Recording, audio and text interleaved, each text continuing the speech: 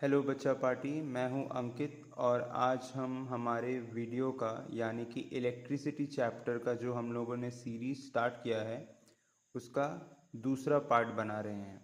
और इस वीडियो में हम जो टॉपिक कवर करने वाले हैं वो होगा electric current, electric circuit as well as potential difference. So let us start without a further delay. हमारा जो टॉपिक है वो है इलेक्ट्रिक करंट, जो पहला टॉपिक है। अब इसका मतलब क्या है? जैसे कि दिया है, the amount of charge flowing through a particular area in unit time, और it is the rate of flow of electric charge. मतलब, तो आसान भाषा में इसे समझते हैं। मतलब, एक साइड के वायर के क्रॉस सेक्शन से जितना चार्ज एक सेकेंड में पास होता है उतना ही करंट होता है। अब इसे और अच्छे से समझते हैं। अभी जो आप अपने स्क्रीन पर देख रहे हो वहाँ एक वायर दिया होगा, उस पर 2 पॉइंट दिया है, एक है ए और दूसरा है बी, और बगल में ही एक टाइमर भी लगा हुआ है। इसका मतलब क्या है? मैं यहाँ टाइम बताने का कोशिश कर रहा हूँ। ऊपर रेड एरो जो दिखा रहा है वो है direction of flow of charge, मतलब उस तरफ आपका चार्ज फ्लो हो रहा है। अब हमारा डेफिनेशन क्या था? कितने एरिया में वो फ्लो हो रहा है ना? तो यहाँ एरिया क्या दर्शा रहा है? यहाँ एरिया है आपका वायर।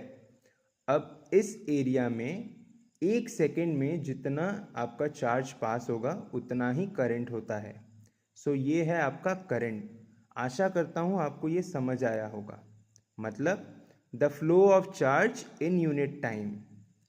ठीक है, एक यूनिट टाइम मतलब यहाँ एक सेकेंड की बात हो रही है। एक सेकेंड में जितना आपका चार्ज पास होता है उतना ही करंट होता है। अब हमारा जो नेक्स्ट टॉपिक है वो है इलेक्ट्रिक सर्किट। अब इलेक्ट्रिक सर्किट तो हम लोगों ने क्लास 6-7 में भी पढ़ा होगा। अब इसका डेफिनेशन क्या दिया है?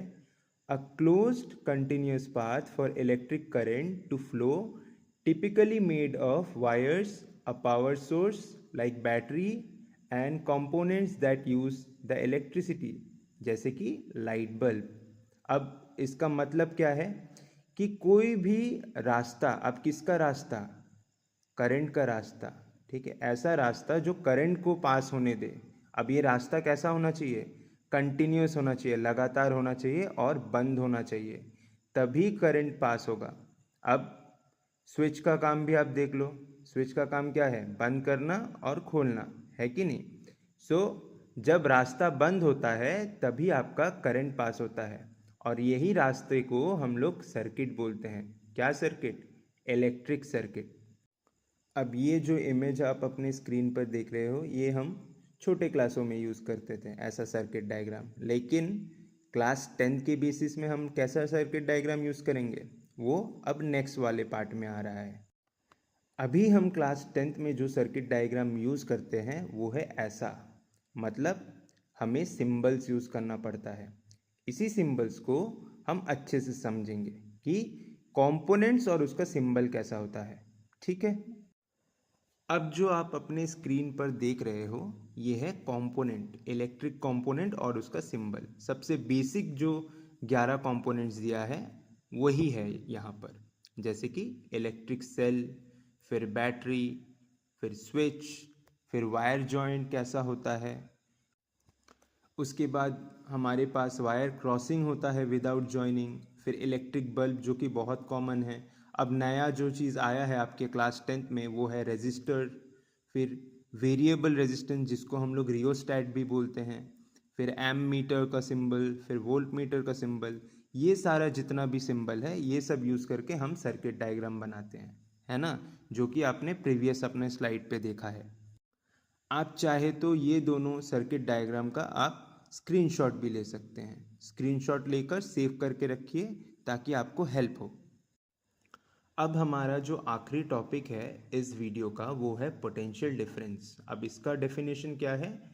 पोटेंशियल डिफरेंस, जिसको हम लोग वोल्टेज भी बोलते हैं, is the work done per unit charge to move a charge between 2 points in an electric circuit.